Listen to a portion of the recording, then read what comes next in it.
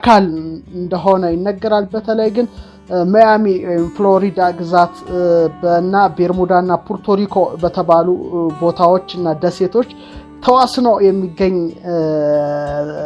የሚገርም አስገራሚ ምስጢራዊ ምድራችን እንቆቅልሽ የሆነ ቦታ ነው። እዛ እንቆቅልሽ የሆነ ቦታዎች ውስጥ በጣም ብዙ መርከቦች ጠፍተዋል። ብዙ አውሮፕላኖች የውሃ ሽታ ሆነዋል። ብዙ ሰዎች ደብዛቸው ዱካቸው ጠፍቶ እስካሁን ድረስ የቤርሙዳ ነገር አወዛጋቢ አመራማሪ እየሆነ ቀጥሏል። በየጊዜው አዳዲስ ነገር ተገኘ ይባላል። ያን ምርምራቸውን ደግሞ ያወጣሉ። ሁሉም አዲስ መረጃ ተገኘ ይላል። መረጃው ምንድነው? እሱንም እንቃኘው ይሆናል። እንግዲህ ስፋቱ አንዳንድ ጸሐፊዎች እንደሚናገሩት ከ1 ሚሊዮን 300 ሺህ እስከ 3 ሚሊዮን 900 ሺህ ኪሎ ሜትር ስኩዌር ያደርጉታል። ወይም ከ500 ሺህ እስከ 1 ሚሊዮን 510 ሺህ ስኩዌር ማይልስ ያደርሱታልና ይሄ ቦታ በጣም ሰፊ ቦታ እንደሆነ እናውቃለን። በጣም አስፈሪ ስም ነው ቤርሙዳ ትራያንግል የተሰጠው።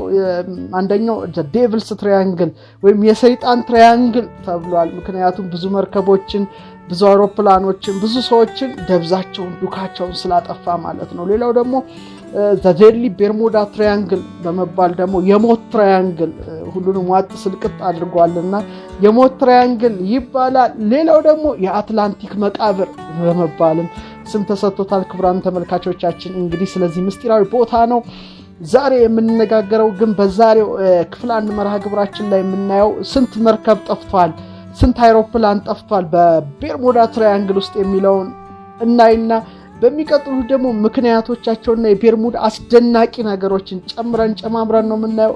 የትም እንዳትሄዱ። እንግዲህ የጠፉት መርከቦችን ዝርዝር ማየት እንጀምራለን። ከ1800 ጀምሮ አንድሮሜዳ መጽሐፍ ላይ በስፋት ጽፈናል። መጽሐፉን የማታገኙ ግን መረጃውን በዝርዝር በዚህ ላይ ነግራችኋለሁ። በ1800 ዩኤስኤስ ፒክሪንግ የተባለች የአሜሪካ ባህር ኃይል መርከብ ነበረች። እቺ መርከብ እንግዲህ የምታሳዝን መርከብ ናት ብዬ አስባለሁ። መቼም በመርከቧ አይታዘንም፣ ግን በነበሩ ሰዎች ነው።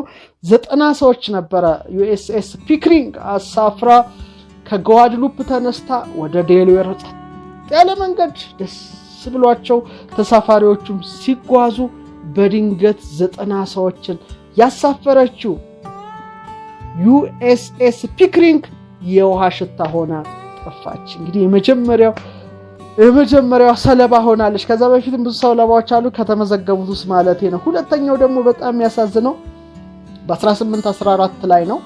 ዩኤስኤስ ዋስፕ የተባለች መርከብ ናት። እቺ ደግሞ 140 ሰዎችን እንዳሳፈረች በሰላም እየተጓዘች ሳለች ካሪቢያን አካባቢም ከተሰመረው ቤርሙዳ ትራያንግል ክልል ውስጥ ስትገባ ተሰውራ ሰዎቹ 140 ሰዎችም የውሃ ሽታ ሆነው ጠፍተዋል። ይሄም በጣም አስገራሚ ነው። ዘዴሊ ቤርሙዳ ትራያንግል በ1824 ደግሞ እንደገና ዩኤስኤስ ዋይልድ ካት የተባለች መርከብ ነበረች። እሷ ደግሞ 14 ሰዎችን ነው ጭና ከኩባ ነው የተነሳችው።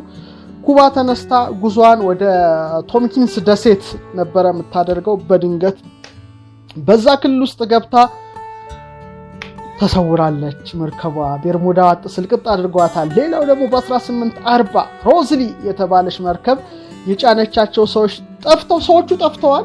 ምንም ሰዎቹ አልተገኙ። ነገር ግን በሚገርም መልኩ ብቻዋን መርከቡ ላይ ባህሩ ላይ መርከቧ ስትንሳፈፍ የተገኘችበት አጋጣሚ በጣም አስገራሚ ነው። ሌላው ደግሞ የሚገርመው በ1880 ላይ አትላንታ የተባለች መርከብ ናት። እቺ መርከብ ደግሞ 290 ሰዎችን ጭና በጣም ብዙ ሰዎች ናቸው። 290 ሰው በጣም ብዙ ነው።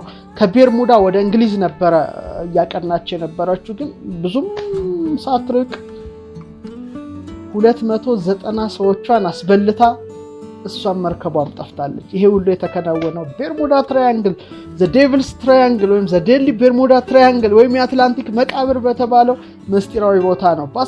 ምክንያቱ ግን ምንድነው? በኋላ እንመጣበታለን። በ1918 ደግሞ ዩኤስኤስ ሳይክሎፕስ የተባለች ደግሞ ግዙፍ መርከብ ናት። 309 ሰዎችን አሳፍራ እንግዲህ ከባርባዶስ ወደ ባልቲሞር ነበረ ጉዞ ያቀናችው። አስቡ 390 ሰዎችን ጭና በጣም ብዙ ሰዎች ናቸውና ወደ ባልቲሞር እየተጓዘች ሳለች ከነሰዎቿ በድንገት አድራሻዋ ጠፋ እና በጣም አየሩ ሁኔታ በጣም ምቹ ነበረ።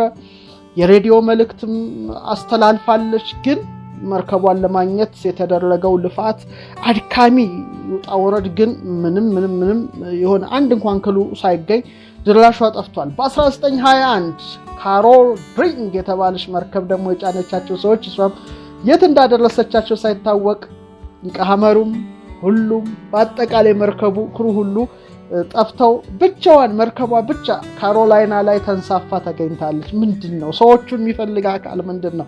ለምን መርከቧ ተንሳፈፈች? ሰዎቹ የት ገቡ? አሁን ምስጢራዊነቱ ቀጥሏል።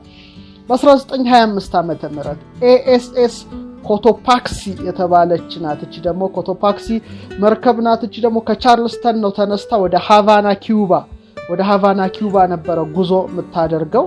እቺም ጠፋሽ ተባለች። ጠፋሽ ተብላ ግን በጣም የሚገርመው በ2020 እንደ ጎርጎሮሳዊ ዘመን ቀመር ከ95 ዓመት በኋላ ጠፍታ የውሃ ሽታ ከሆነች በኋላ የመርከቧ ስብርባሪ ፍሎሪዳ የባህር ዳርቻ ላይ ባህር ወለል ላይ መገኘቱ በጣም አስገራሚ ሆኖ በጊዜው ከፍተኛ የሆነ ውይይት ሲደረግበትና የተለያዩ መርሃ ግብሮች ሲቀርቡ እንደነበር ይታወቃል። ሌላው በ1963 የካቲት 2 ማሪን ሰልፈር ኩዊን የተባለች እንግዲህ እቺ ደግሞ ሰልፈር ነው የጫነችው።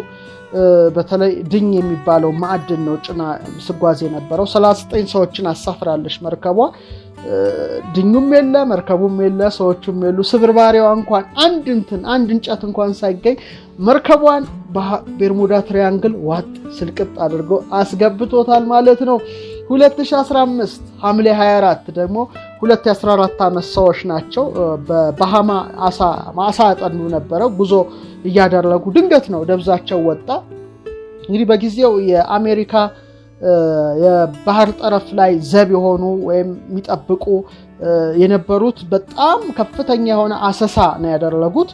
እነሱ ግን ያው ከነ ጀልባቸው የተሰወሩ ቢሆኑም ጀልባዋ በአመቷ ግን ፍሎሪዳ ጠረፍ ላይ ስትገኝ ልጆቹ ግን የሉ።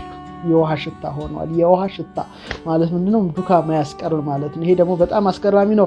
2015 ጥቅምት 1 ኤስኤስ ሲኤል ፋሮ የተባለች መርከብ ደግሞ 33 ሰዎች ጭና ነው እንግዲህ አስቡት። 33 ሰዎች ጭና ከፍሎሪዳ ወደ ፑርቶሪኮ እየሄደች ሳለች ቤርሙዳ ውስጥ ባሃማስ ጠረፍ አካባቢ መስመጧ ተነገረ። ግን የተገኘ ሰው አልነበረም። መርከቧም የለችም፣ ሰዎቹም የሉም። ሁሉም ነገር ከመኖር ወደ አለመኖር ተለውጧልና በጣም አስገራሚ። ይሄ እንግዲህ የመርከቡ አሰጣጠምን ነገር የሚያሳይ ነው። ክቡራን ተመልካቾቻችን የአውሮፕላኑን ነገራችሁ ወደሚቀጥ ክፍል 2 ላይ እናንተ ትሄዳላችሁ። ስለ አውሮፕላን በተለይ ከ1945 ወዲህ ስለሚሰወሩ አውሮፕላኖች ነው ደግሞ አሁን መረጃው መነግራችሁ። ታህሳስ 5 በ1945 ላይ ቲቢኤም አቬንጀርስ የሚባል በበረራ ቁጥር 19 የሚታወቁ 5 የአሜሪካ ቦምብ ጣይ አውሮፕላኖች ናቸው። እነዚህ ደግሞ ከፍሎሪዳ ፎርት ላውደርዴል ለበረራ ልምምድ ወጥተው ትንሽ እንደቆዩ ደብዛቸው ጠፋ እና እዛ ውስጥ የነበሩት እንግዲህ 5 አብራሪ መኮንኖች ነበሩ፣ 9 ክሩ ረዳቶቻቸው ነበሩ። በአጠቃላይ 14 የባህር ኃይሉ አባላት ነበሩ በዛ አውሮፕላን ውስጥ እና በእውነት ደብዛቸው የጠፋው በጣም ደግሞ አውሮፕላኑ ይፈለግ ተባለ። እንደገና አውሮፕላኑን ለመፈለግ ሌላ ፒቢኤም ማርቲን ማሪነር የተባለ አውሮፕላን እነሱን ለመፈለግ 13 ሰዎች ጭኖ ሲሄድ እሱም ደብዛው ጠፍቶ የውሃ ሽታ ሆኗል። እንግዲህ መርከብ አውሮፕላን ሊፈልግ ሄደ፣ የጠፋ አንድ አውሮፕላን ነው ማለት ነው። እነዚህን ደግሞ 6 አውሮፕላኖች ለማግኘት ከፍተኛ የሆነ የአየር ኃይል በአየር ላይም በባህር ላይም ከፍተኛ አሰሳ ተደረገ። ነገር ግን ምንም አይነት ስብርባሪ እንኳን አልተገኘም፣ ዘይት ፍሳሽ እንኳን አልተገኘም። የአየር ሁኔታው ደግሞ በጣም ፐርፌክት እና በጣም ምቹ ነበረ። ረዳቶቹም አብራሪዎቹም በጣም ከፍተኛ ልምድ ያላቸው ነበሩ። ነገር ግን የውሃ ሽታ ሆነዋል። ልክ ጎሲቀድ ደግሞ ከፍተኛ ነበረ አሰሳ የተካሄደ 240 አውሮፕላኖች በተለይ ደግሞ አውሮፕላን ተሸካሚ ሰሎሞን የሚባል መርከብ እና 67 ተጨማሪ አውሮፕላኖች 4 ከፍተኛ ኃይል ያላቸው ደምሳሾች በርካታ ባህር ሰርጓሽ መርከቦች 18 የባህር ጠረፍ ጥበቃ ጀልባዎች በመቶ የሚቆጠሩ የግል አውሮፕላኖች ጀልባዎች የተሳተፉበት በአየርና በባህር አሰሳ ተካሄደ። ነገር ግን በጣም በሚገርም መልኩ ምንም አይነት ፍንጭ ሊገኝ አልቻለም። ደብዛቸው ጠፋ። ይሄ በጣም መና የሆነ ነው። እስካሁን ድረስ ይወሳል። ሌላው ሐምሌ 3 1947 C-54 የተባለ የአሜሪካ ጦር ሰራዊት አውሮፕላን 7 ሰዎች ጭኖ ነው ከቤርሙዳ ወደ ማያሚ እየበረረ ያለ ትንሽ ከቤርሙዳ 100 ማይልስ ርቀት ላይ እሱም ጠፍቷል። ይሄም አንድ ታሪክ ነው። ሌላው ታህሳስ 28 1948 DC-3 የተባለ የመንገደኞች አውሮፕላን 31 ሰዎችን ጭኖ ከሳን ሁዋን ወደ ማያሚ እየበረረ ሳለ ከማያሚ ሰሜን አቅጣጫ አካባቢ ያው እሱም የደብዛው ጠፍቷል። ጥር 17 1949 ስታር ኤሪየር የተባለ አውሮፕላን 7 የአውሮፕላን ሰራተኞችን 13 መንገደኞችን ጭኖ ነው ከቤርሙዳ ወደ ኪንግስተን ጉዞ ያደርግ ነበረ። ግን ደቡብ ምስራቅ ቤርሙዳ ላይ 300 ማይልስ ላይ የሬዲዮ ግንኙነት ሙሉ በሙሉ ተቋረጠ። ከዛ በኋላ መልእክት አላሰማም፣ ፍንጭ አልተገኘም። ብዙ መርከቦች ተሳተፉ፣ ስብርባሪ እንኳን አልተገኘም። አውሮፕላኑ የውሃ ሽታ ሆነ። ጥር 22 በኋላ ተስፋ ተቆርጦ ያው ፍለጋው እንዲቋረጥ ተደረገ። ይሄ በጣም አስገራሚ ቤርሙዳ ምስጢራዊ ክስተት ነበረ። ጥር 30 1954 ሱፐር ኮንስቴሌሽን የተባለ እሱ ደግሞ አንድ የአሜሪካ የባህር ኃይል አውሮፕላን ነው። 42 ሰዎች ጭኖ ነው ከሜሪላንድ ወደ አዞርስ እየሄደ ልክ ሰሜን አቅጣጫ ላይ ድምፁ ጠፋ ነው የሚባለው።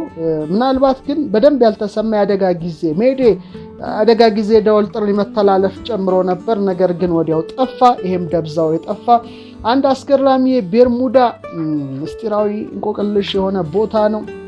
ህዳር 9 1956 PSS ማርቲን ማሪል የተባለ አውሮፕላን እሱ ደግሞ 10 ሰዎች ጭኖ ነው ለጥበቃ ነው ፓትሮል ለማድረግ ነው ሲንቀሳቀስ የነበረው።